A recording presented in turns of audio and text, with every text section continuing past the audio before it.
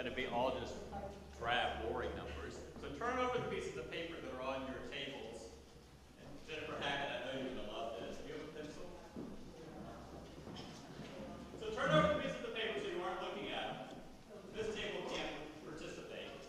But if you have a pencil, write down the number for what you think the parish spending was, with plus or minus $10,000 in 2025. How much money we spent last year in this parish last year?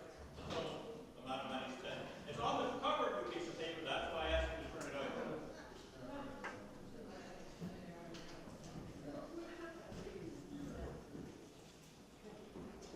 Finance committee's been talking a lot about this. That's why that table's not allowed to talk. Now, next to that number, I want you to write down another number, and that's how much you think the parish spent last year. So there should be two numbers. One is how much money you thought the parish brought in, what our total revenue was, what our income was, and the other number should be what our total spending was.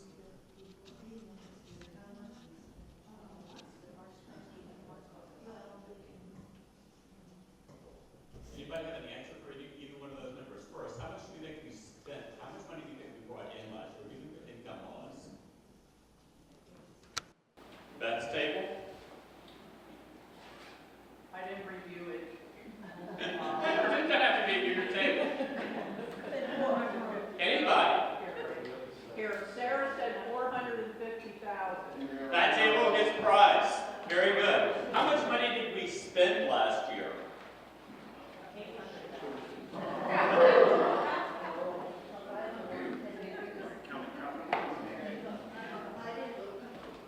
So flip over your pieces of paper.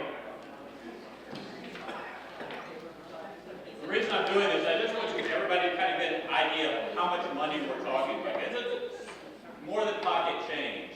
Last year we brought in about a little over $400,000 of revenue. You say it's $414,948, and we spent right at $450,000, $453,601. So if you do quick math in your head and you say 450 minus 400, quick math, it says we spent more money than we brought in by $38,653. That's a lot of money. That's more than lunch. We knew we were going to do that last year. When we went into the budget, we guessed at how much money we were going to spend. We guessed at how much money we were going to bring in. And we came in pretty close. We thought we were going to lose $33,000 last year.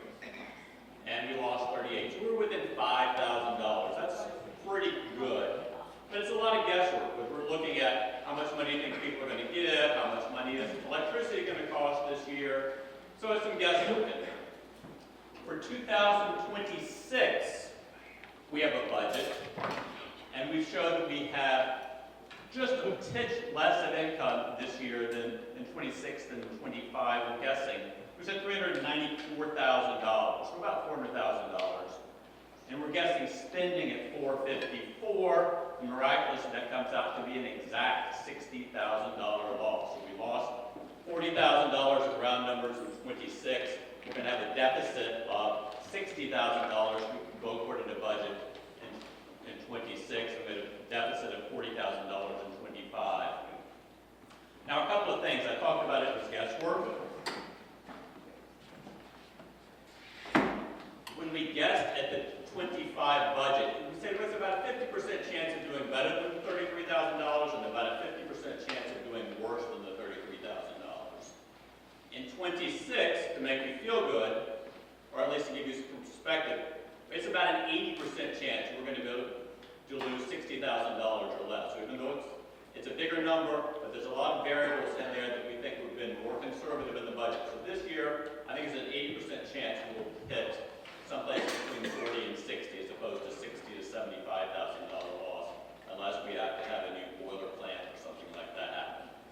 So it's a really good chance we're going to be able to beat the 26 budget. That's kind of the good news. But we're going to start going through the budget detail in a moment. We're going to see some reasons that 26 budget is going to be kind of a one-time thing, largely because we do not have a full-time rector on board right now. The full-time rector on board lends a lot to the cost. It's one of the largest costs in this license. So we're working with a lot of supply freeze right now. And we've budgeted for half a year of supply freeze and half a year of having interim record once that person is identified. When we get to 27 or 28, we'll be back to having a full-time priest on board. So we can't kick the can down the road and ignore the problem of deficit spending is what I'm trying to get at. So deficit spending, you can do it a year or two, but you can't do it in perpetuity because then there's not enough money in the bank to pay the salaries, to pay for the lights, to pay for what's going on. So we have to find a way of solving that problem. Questions, comments? So I don't know if you've had a chance to take a look at the 3 or 4 pages that are in front of you, but I'm going to kind of go down through the items at the top of the page down to the bottom. Pledge and plate. We all are asked, every fall, we're asked to give an estimate of how much money we will be donating to the church in the next year. Last year we received $257,000 in pledges and plate. That's significant. That is over 60% of the total revenue the parish brings in is from the people in this room, how much we are dropping in the plate or sending in via check or having our bank send the money directly to St. Luke's. That's over 60% of the money that comes in. The next big chunk of money that comes in is from our endowment. So we have people that have left St. Luke's a significant amount of money, $1.8 million. That $1.8 million generates income for St. Luke's between $90,000 and $100,000 a year for the past several years. So that's the next biggest chunk of funds that comes into St. Luke's to pay for our electricity, for our heat, for fixing our heat, and for our staff. We receive other donations, largely special Holy Day donations, and the heat fund, or the fuel fund, depending on what name you're going by, what year. That last year we got $16,000 in special Holy Day donations and the heat fund. About $4,000, I think, was the heat fund, and the rest was special Holy Day donations. That tends to vary year to year, and it runs between about $5,000 in low years to this last year was kind of a high water mark at $16,000.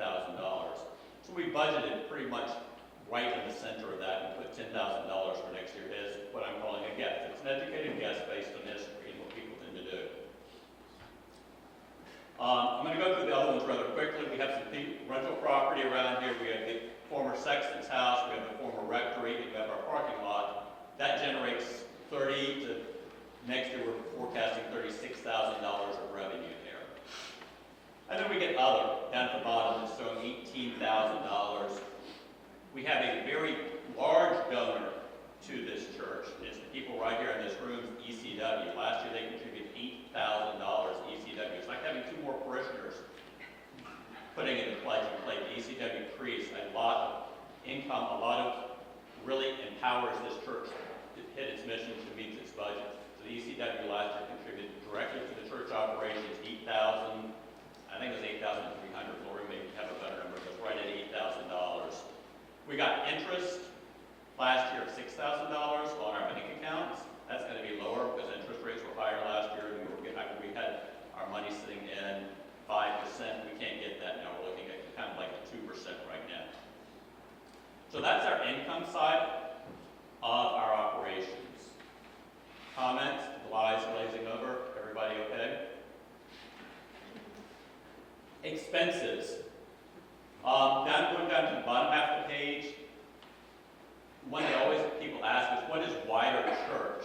Does that mean we have bigger doors? No, that means instead of the money that we spend formerly to Bethlehem, now we're sending to the Diocese of Susquehanna, and that's the funds, that's what we send to them to pay for their operations and for outreach beyond what we do here in Lebanon. And that's based on what our church's revenue was 2 years ago. So in 26, it's going to be based on what our 24 revenues were.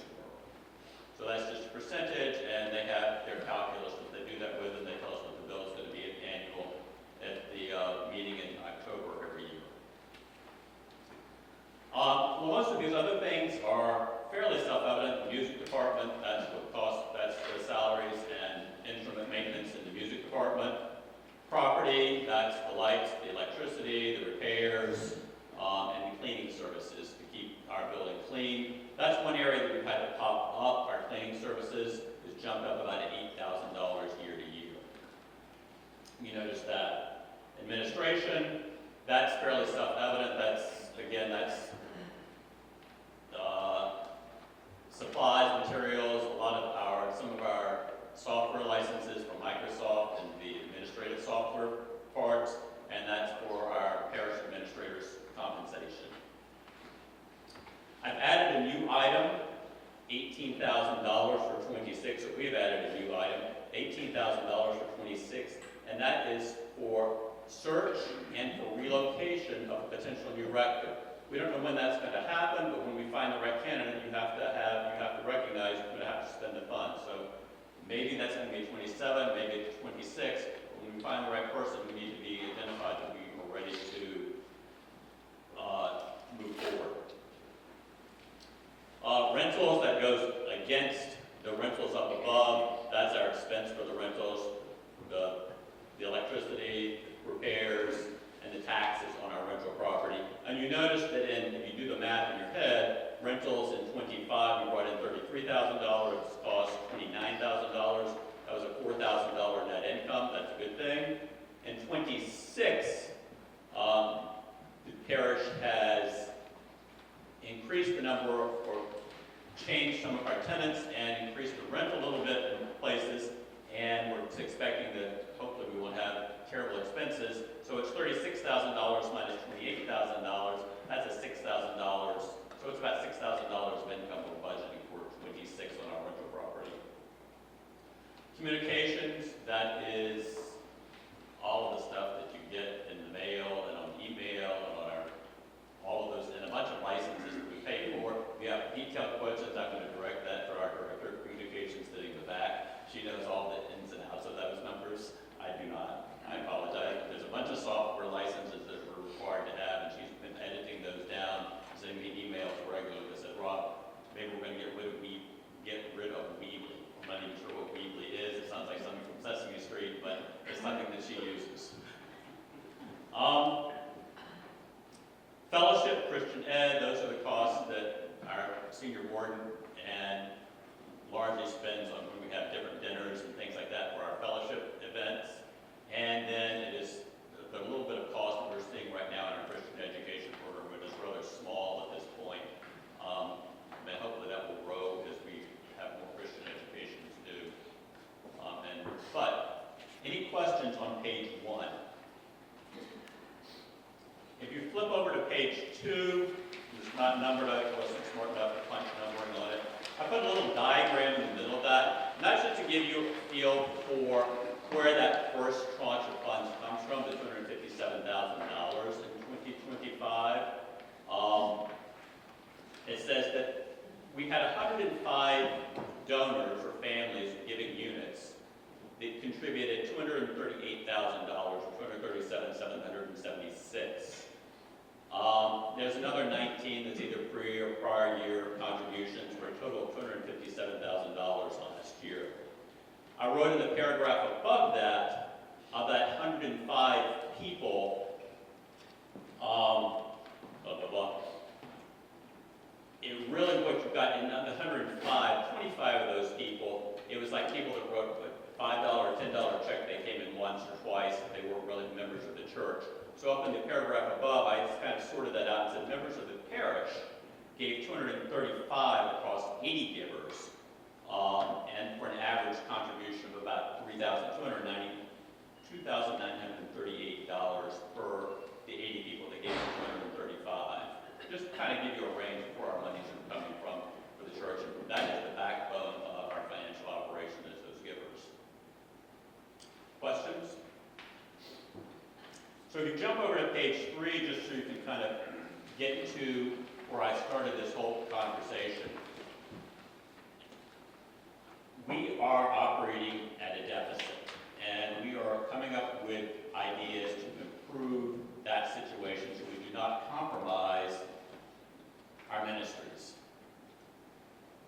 there's a chart that I call recent financial history, about a third way down the page, and it shows from 2019 to 2026 what our income and expenses were for each of those years. And then I did the math, and I called it surplus or deficit. You go across that, the only year that shows a surplus is 2021 of $23,001. 19 is really close, so we'll call that one break even, because plus or minus $1,000. When we're talking $500,000, our math isn't that good. But so for all of those years, we've been operating at a deficit. And the deficit's getting worse. Why is the deficit getting worse? And that's because our income has grown 16% over that period of time, and our expenses have grown 26%.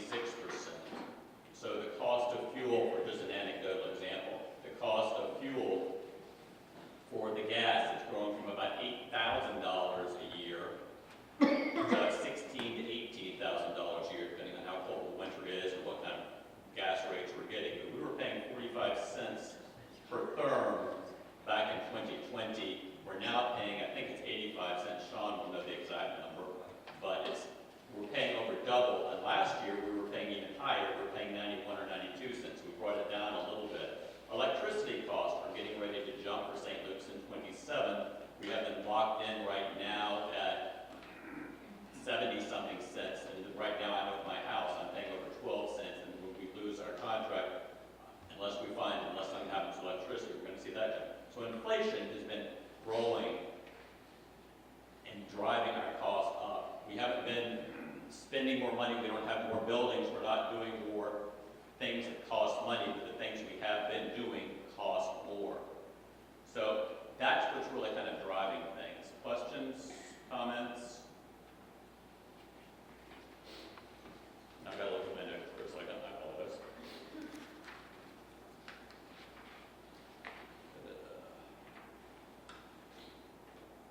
Rob, Yes. where does our outreach fit in? Is that under fellowship, or how does our outreach fit into the budget? Thank you. So outreach is not part of our operating budget. If that's the question. Outreach is not part of our operating budget. We have separate funds that we operate on, that the church operates with. The biggest piece that pays for the church, that pays for the church staff salaries, is our operating fund, and that's what we're talking about. But our outreach fund, if you jump down here to table 2, St. Luke's fund summary, you come down and you look at the bottom row there, those show our different funds. We started the year last year with $10,415 in our outreach budget. We spent $2,908, and we brought in $5,600. So that is where our outreach funds are coming from. It's a separate fund, so it's not part of operations, and that is where when we send monies to Tower Roads or for our different ministries, the Harding School, those funds come out of that budget as opposed to out of their operating budget.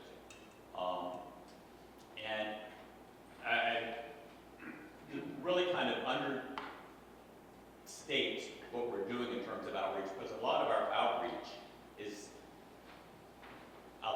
enabled, empowered by having this building and the facilities and a rector here making things happen.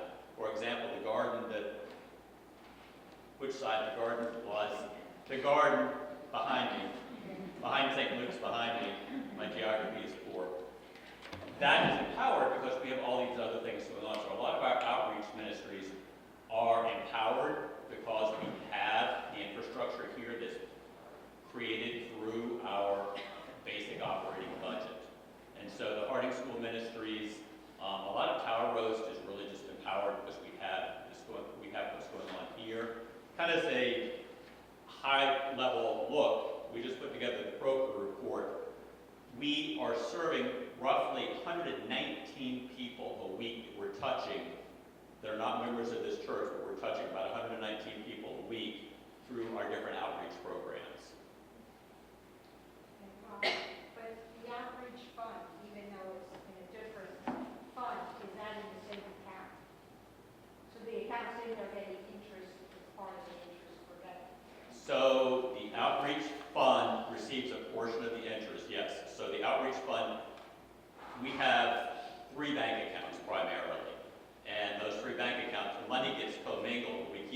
separated on, paper. in our accounting, our church windows accounting software. It keeps those separated, and then I keep a separate Excel spreadsheet that verifies that. Yes. Does that answer your question? I just want to know if it was one account or a separate account for each. They're only separate. I don't keep, it would be, make my head spin. Like we had 15 bank accounts running around, and I never could balance them all out. Yeah, so we do have just the one account, it's just separate. Yeah. So technically, we have 3 bank accounts. We have the depository account, we have a disbursements account, and we have a savings account that's over at Fidelity Bank. The other thing that struck me was the rentals. I mean, we have 2 houses and a parking lot we're renting, and it's only coming up with $2,000 a year in profit. Do we pay all the electric and all the heat from the houses that are being rented?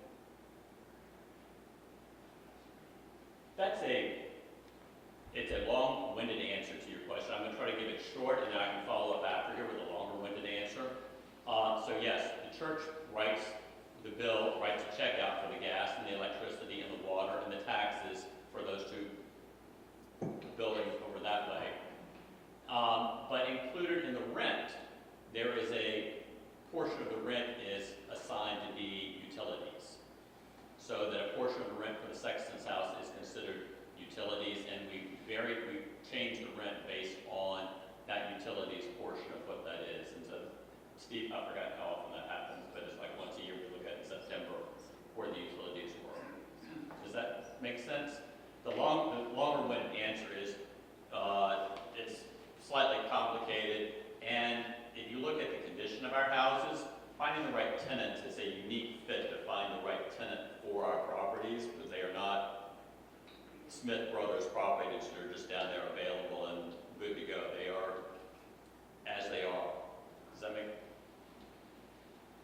So we're charging little rent to get the right people, basically. We're charging rent that the market will sustain. And the other issue is that if we did not have those we did not have the renters in there, those properties would still be costing us, instead of $27,000 a year, would still be costing us $22,000 a year. So net, keeping it up and keeping it from falling down, and then trying to sever, whoever tried to sell those properties and sever them from the way they're so integrated into our church property, it's been a problem that's been looked at in the past. Is there any way we can sever those out and sell them? And the answer keeps coming up, no, that's not going to work real well. So it's net, if you look at using that terminology, but if you look at, even though we're only making $4,000 to $6,000 a year on those properties, if we didn't have them, we'd be spending $22,000 a year, so we're probably $30,000 a year better off by having them rented than having them sit there derelict and the roof's falling in. Mr. Feather. On page, I just gave page 3, that table 2 of savings fund summary. The second line item says quasi ops, starting at 75 and ending at 83. What's in quasi ops? Exactly. I've seen the Disney movie. It's a good movie. I've seen it several times. So quasi-ops, there are several funds in there. I did not want to go through all the funds that are in there just to make the chart bigger. But so in there we have a operations reserve fund, we have a memorial fund, we have the Stein fund, and we have the repairs and preservation fund. And those funds are technically separate funds from operations, but they are used by the vestry when we have something that will go in, a special event will happen, we'll use the memorial funds. The operations reserve funds, the vestry will move funds from the operations reserves into operations. The repairs and maintenance fund is used regularly.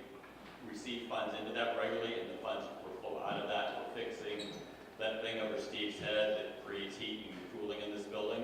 So those funds are used regularly, but they are in a separate fund than operations. Mr. Feather again. Just follow it up. Just so I'm clear.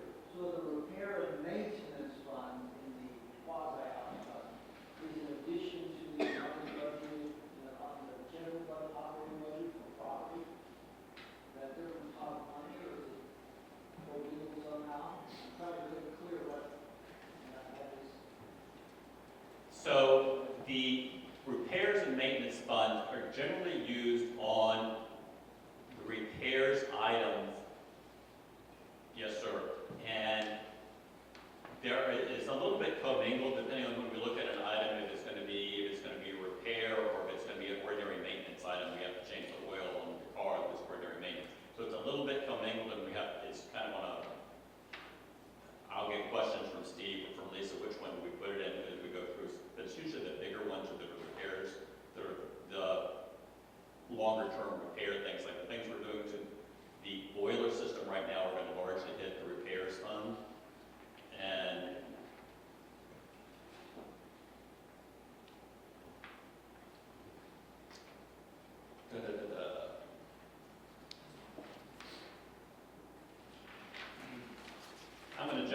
to, capital campaign, that was the other thing I needed to do. Before we get there, the funds, is what I talked about at the beginning. We have a restricted fund that has a book value of $1.8 million. At the end of '25, that had grown to a market value of $2.5 million. So when the funds were bequeathed to St. Luke's Trust, the total of those funds was $1.821 million. Because the market has improved over time, those funds are now worth $2.5. We take about $100,000 out of those funds. If you look at the chart underneath restricted trust details, table 3, St. Luke's Beneficial Trust, you can see 12/31/2005, 2498750 across 1, 2, 3, 4, 5 funds.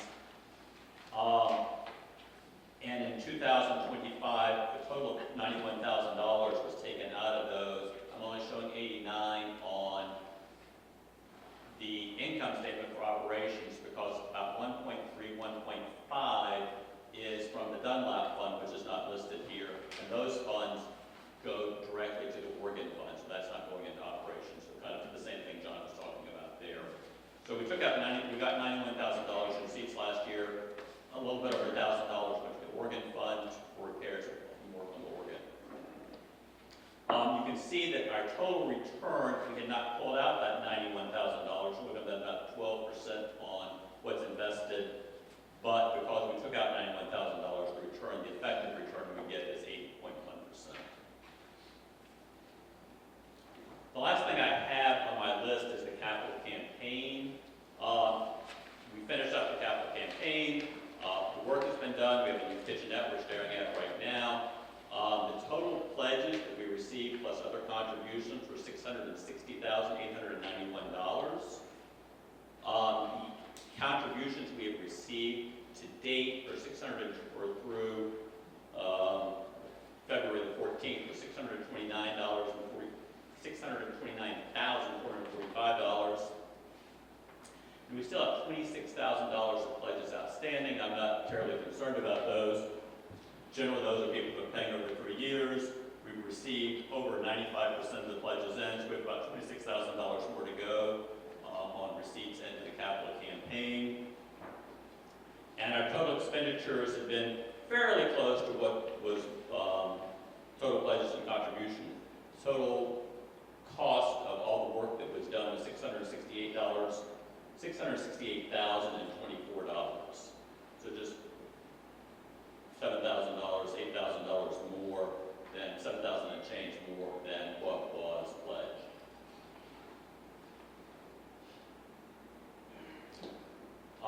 Other questions? Yes, I appreciate questions. Do you have, like when you pay the amount each year for the endowments, the trust, is there any, like you take so much out every year, or is it just how much you need, or is there That's something fine. that makes you decide what we're A lot of conversation. I can answer. I can talk about 3 weeks on that, but I'll try to cut it down short unless you're more interested. So what has traditionally happened is each trust has been determined by the terms of the trust, and some of them have been based on percentage of the trust, others have been based on percentage of the earnings. What we have done, and we kind of let that ride, and we let the lawyers, Wiley and John Feather, manage a lot of that.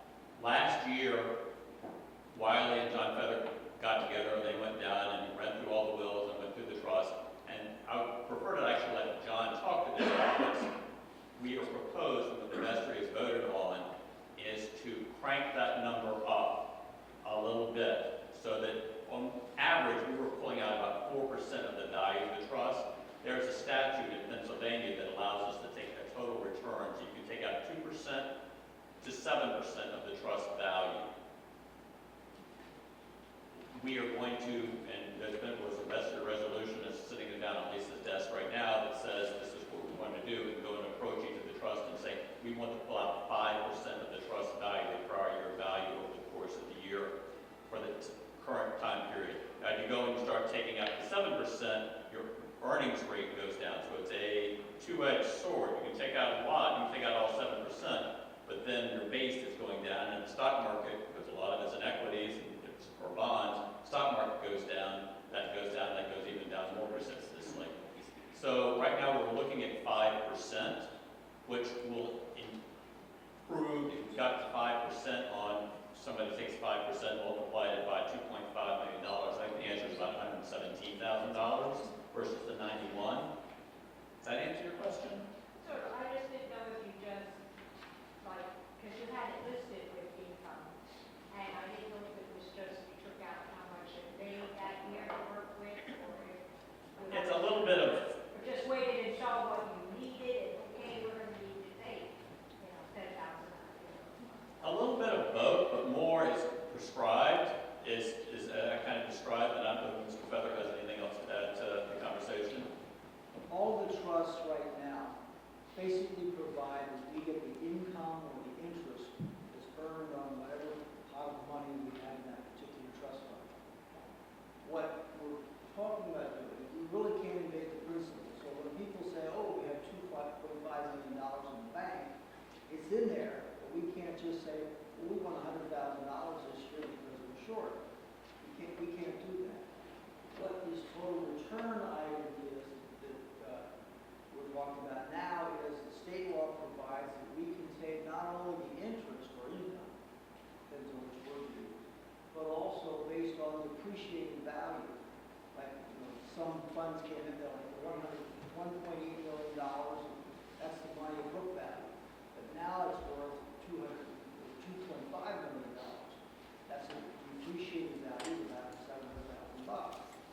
We can start, if we use this total return policy that's allowed in Pennsylvania law, get a percent of that $800,000 amount, what's called appreciated value. So increase it. We still can't tap into the principal willy-nilly, but we can tap into a percentage, 5% that is being discussed this morning. So that's where we are. So that's as far as we can go. So when people, I can't emphasize this enough. The $2.5 million is not money that we can just pull out. Say, hey bank, we need an extra 100. Doesn't work that way. Unless we have to go to a court hearing and ask for special exception, and judges are not anxious to do that. Let me tell you, I've gone through that. Well, I wasn't suggesting that you No, know, I just didn't know if they had a system of how much, because we did have some added to the budget, and if it was just the interest that was made that year, or if it Basically, that's you how are much. related. That's very helpful. Yes, sir. With clarification on the page for table 3 savings beneficial trust fund, under the box, it says George Shaw has included $50,000 and each to be used for the organ and music program, what should the added character of the proviso there is interest only, once again. We don't have $50,000 to spend on interest on that bit. Thank you. That was an oversight on my part. Thank you for catching that, because that's going to be added to the amalgamated trust as listed number 1. So George bequeathed $50,000, and the earnings on that $50,000 are available to St. Luke's music program. So I wanted to point that out. I'll go rewrite this, and it'll get fixed. Thank you. Other questions, comments? Everybody's ready for the closing quiz? Where is Mr. Gregson? He's back. Right here. So we do have an order of church business that has to happen. So the vestry has approved the budget that was put before you. But what we have to have in order to me to go put it into the system is we need to have the church, the parish, ratify the budget. And that's going to leave that to the lawyers and the secretary of the vestry to take care of that portion of the business.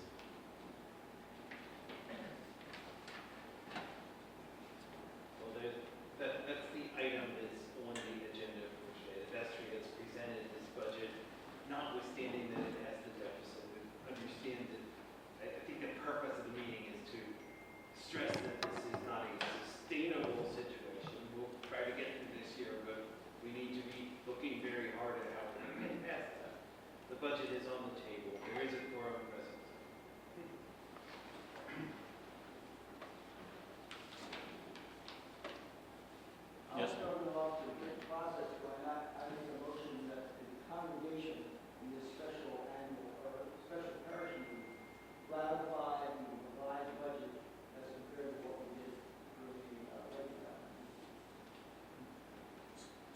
Mr. Feather has proposed that the parish ratify that. We need a second. Second. Mr. Neiman has seconded that. Is there any conversation? Yeah, I don't mean to hog the floor, but nonetheless, I think it's important that we all understand that the budgets that we've been approving for the last few years have all been deficit budgets, and that is no longer sustainable.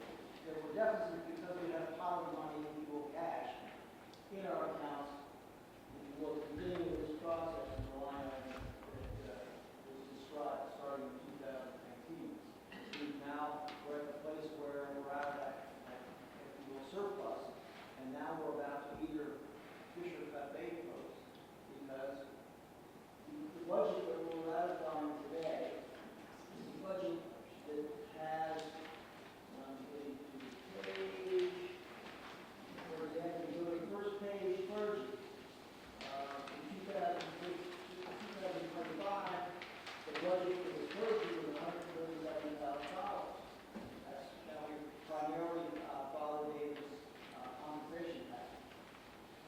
That did not include health insurance for, at the minimum, a priest, because his spouse had health insurance to cover him.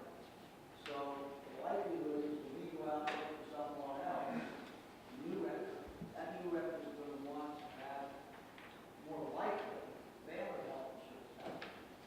So that's a bigger, not much bigger number than we're talking about in 2025. Budget in 2026, because we're going to have insurance and or supply, and none of those characters are going to need health insurance from us, because the nature of their employment is spot on. So somewhere along the way, we either have to raise our income substantially from all of us sitting in this room, plus whoever else we can bring in, or cut expenses. The biggest expense is full-time records. So I think we need to all start thinking and praying about, do you want a full-time record here, or what? Or what other programs that you see in here or you know about love you want to cut, because we simply can't pay for all of it. So please, we have a year to think about this, but we better start thinking by tomorrow. Or yesterday? Thank you, John. That was good discussion, and I want to add to what John just said. He talked about a pot of money in 2019. When I was trying to search my notes a minute ago, what I meant to say was we brought in $194,000 of one-time government grants related to COVID. Parish or Payment Protection Act and the other act was $194,000. That is what has largely sustained our ability to operate despite these deficit spending over the last 6 or 7 years. We aren't going to see any more COVID-related government payments coming in, so we aren't going to be giving those grants, and that was the piece that John was referring to. And the other thing that I wanted to say is just exactly more vernacular. We can't kick the can down the road. We're now come to fish or cut bait in John's parlance, that we either have to cut expenses or increase revenue or do a little bit of both. We're working on increasing revenue right now. Mr. Neiman got up and talked to us about all the wonderful things and the ministries we're doing in this parish and how vital this parish is in our community. Maybe we all should consider kicking in a little bit more ourselves. And we've also gone, and the legal team has gone, and they were improving the draw that we're getting, or we're working on improving the draw we're getting from our endowments. Those are the first two things that we're doing on that. We have not looked at anything on cutting expenses other than just being frugal and me fussing at the senior board when I see the back door open and letting heat out of the building, which he kicks me about doing. But that's where we're at on discussion. Any other discussion? Is there any, hope in the change of the diocese, or how the diocese are being combined? Are our assessments possibly going to change? So I did not talk about that, Jason, but the assessment has gone down. The assessment went down on 2 points.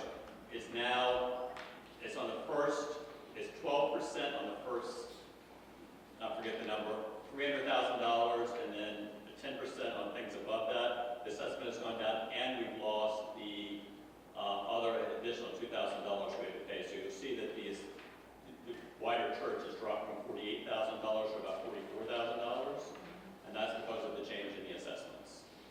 And that has got to keep. Mr. Feather, like I saw your hand up again. Oh, yeah, I remember getting old. Yeah, I have that problem too.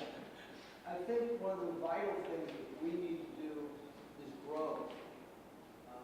We all have our capacity, whatever that may be, but for too long, it seems like we've been static, and we just need more people. I mean, I've been here since I've been born, so I know, I can remember when I prepared some comments at Bob Richard's memorial service.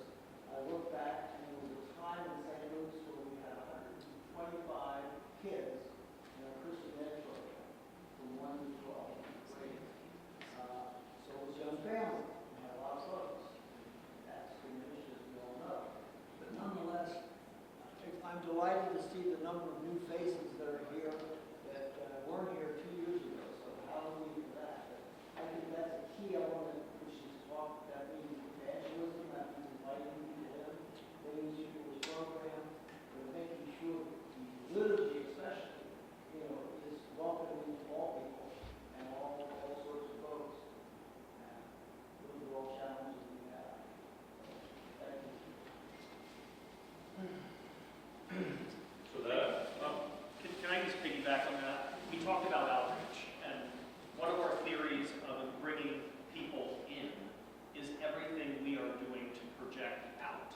So whether we're being seen on the street handing out beverages, whether we're partnering with Lebanon Family Health Services and SARC and all the other human services to throw a block party that highlights the health opportunities for people in our neighborhood, whether we're doing family movie nights. These are a weekly play group back here. These are all touch points that we are making to the community. And we have seen people come through these doors and stay here because it is a slow process. You are not going to have lines around the block, but it's a slow process and it's working. But a part of that is the retail human element of it. And that is when you see a new face, grab that new face, talk to them, get them interested in what we're doing, invite your neighbors. That's something all of us can participate in to bring the community in. I thought I saw one other hand. Jen? I just want to comment, one of the things that I learned as a member of vestry when Mother Mary was retiring is I hadn't realized she had 30 to 40 kids in the Sunday school program before COVID hit. So we took a big hit to our youth programs when we had to close for COVID. And this is something that happened with programs and churches all over, is that people just didn't resume all of the activities that they had going in 2019. It just didn't come back the way that we would have wanted. So what Steve mentioned with outreach is that we kind of have to start building again with families and youth and, just getting people back in the habit of getting involved in programs in their community that just fell off during the last 5 years, 6 years.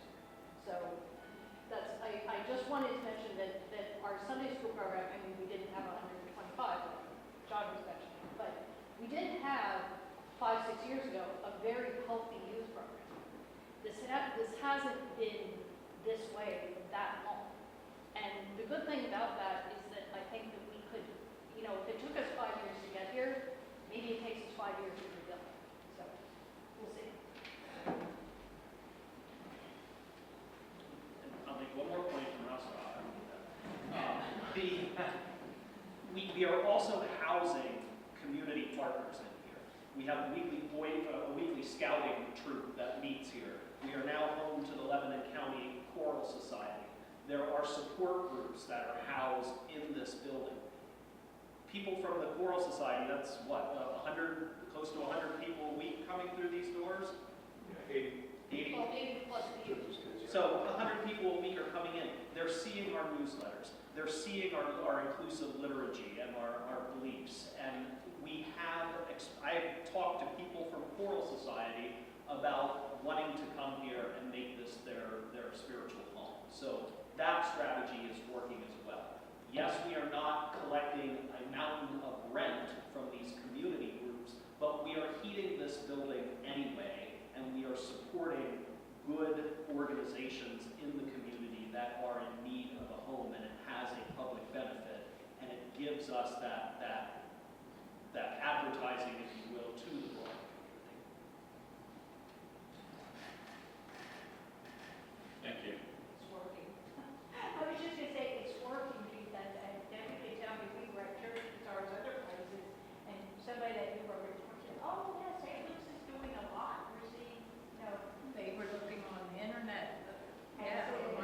We're recognized as a Bible force in the community. well, I go to And- people and said, I wanna give you some coats I have for your church, I know they have that coat, so we do. Got that I message. do hear that all around. And we have all these, we are a vital part of the community. We cannot afford to fail. And it's been pointed out, right before COVID, our walls were burgeoning. There was 30 kids up here around the piano when Jason was playing piano right before they went into,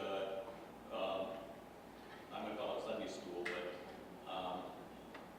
that was going on up here regularly, and then COVID got hit and we got walled. We have it in us, and we just need to make that happen again, and hopefully, we also need to recognize when we find the right rector, the right next rector, make sure that we sustain that vitality. Mother Mary and the vitality she brought, Father David and the vitality that he brought, created, I'm going to steal Jen's words from 3 or 4 years ago, a renaissance.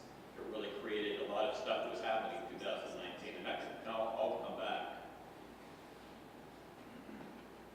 I'm done. Anybody else? So, I think call for a vote in favor of ratifying the 226 budget as presented by Vestry. That's revised. Revised as presented in this document here. Revised budget as presented by Vestry. People opposed to ratification of the budget? Abstain.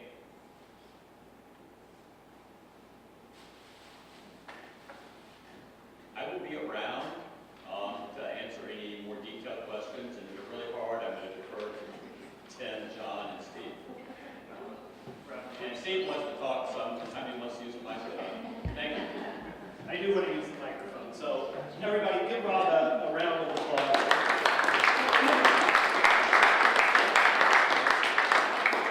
It is not an easy job, and few people could do what Rob does on our behalf in not only keeping track of the debits and credits, but also looking ahead and identifying those financial challenges that we have to meet. So I thank you, Rob, and I want to thank the Finance Committee, John Feather, Wiley Parker, Nikki Hockley, and Tim Neiman or not? Neiman, okay, I want to say that way. They did a great job in preparing for this and thinking through strategies that we can minimize that deficit. So give the Finance Committee a round of applause.